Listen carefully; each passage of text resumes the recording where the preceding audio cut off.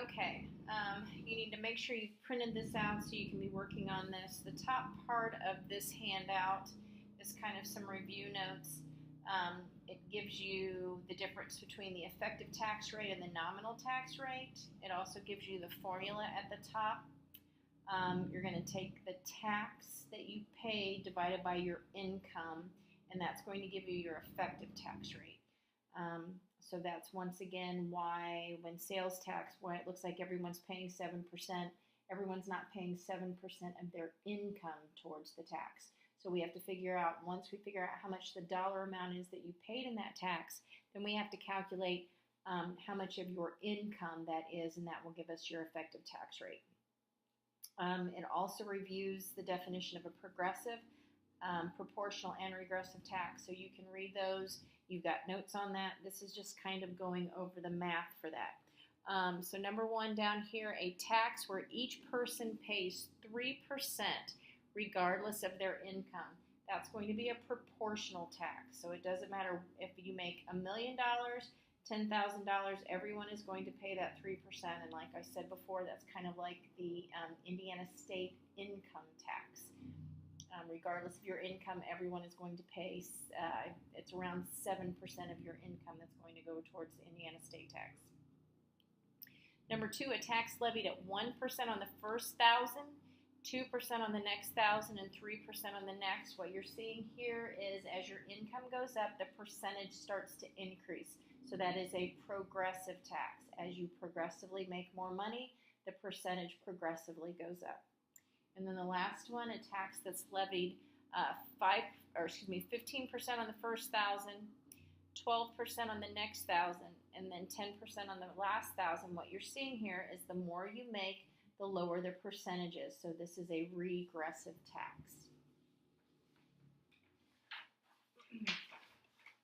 All right, let's switch some pages here real quick. Sorry that looks all confusing. So up here, what you're looking at here is Rick Morales has an income of $6,000 and he spends it all on the taxable goods. Chet Burton has an income of $12,000, but he only spends $9,000 of that on taxable goods. So we're going to assume there's a 5% sales tax. So Morales made $6,000 and he spent all $6,000 on that. So it's going to be all $6,000 that he spent on things that he has to pay that 5% sales tax.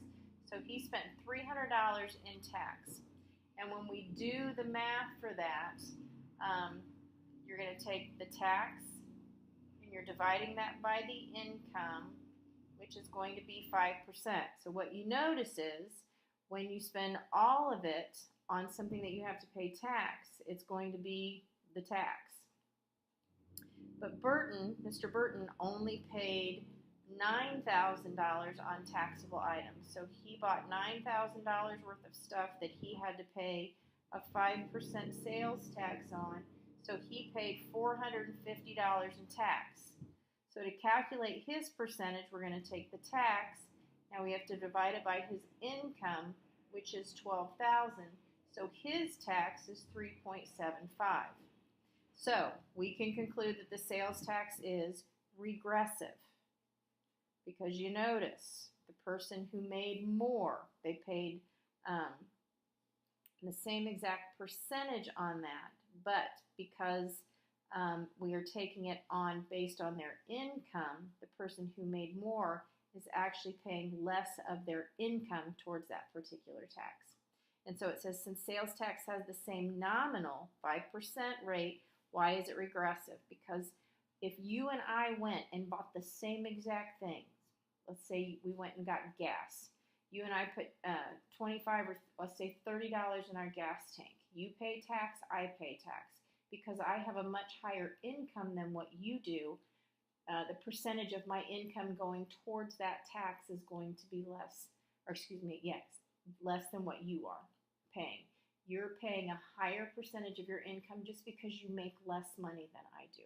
So anything that is like that, so almost all taxes are regressive because if you and I want you to think in this situation, you and I buy the same exact thing, who is paying a higher percentage of their income towards that tax?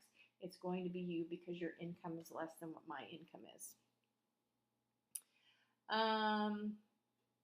So Social Security, this one tends to be a little confusing, unfortunately, but that's okay. We'll work through this. So, and these change all the time. It's now, I'm not even sure what the percentage is, but it's like $128,000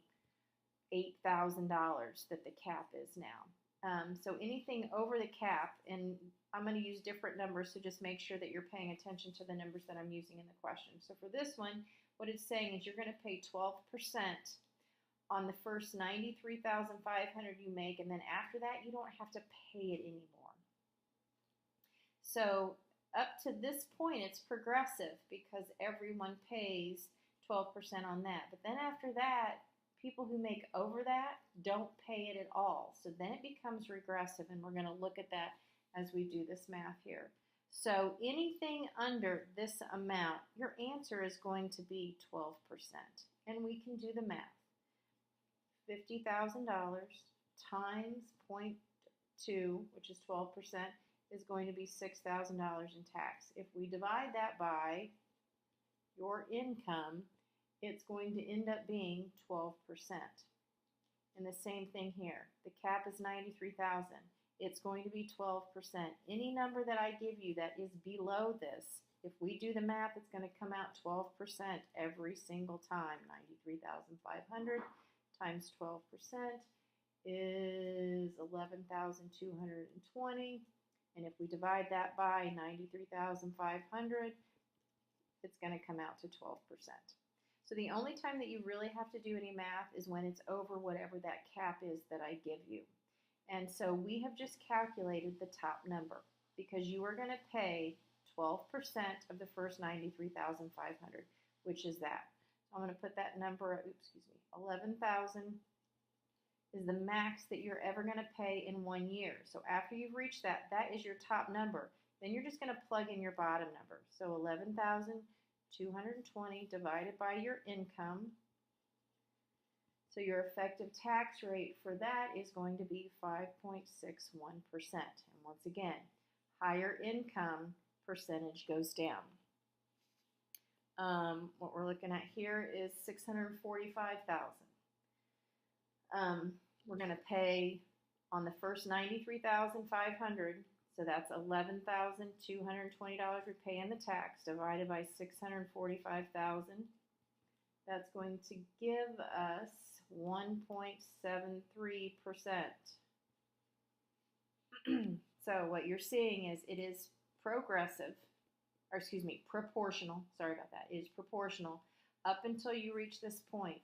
And then the more you make, this number is going to continue to go down and down and down. So people who are making millions of dollars pay less than 1% towards Social Security. Indicate in the blank whether it's progressive, proportional, regressive. The federal income tax is designed to have the tax bracket so it makes it progressive. The more money you make, the higher the percentage. And they do that to offset all the other taxes that are regressive. Your sales tax is regressive. Your excise tax is regressive. Property taxes tend to be regressive. So an excise tax on liquor, people going in buying the same exact thing, the person who makes more money is paying a lower percentage of their income, so that is regressive. Property tax, if you and I buy the same exact property, because my income is higher than yours, you're going to be paying a higher percentage, so it tends to be regressive. A flat tax, that's where everyone pays a certain percentage, and that's one that's often been proposed to make it more fair. So regardless of what your income is, you're going to pay the same percentage. That is proportional.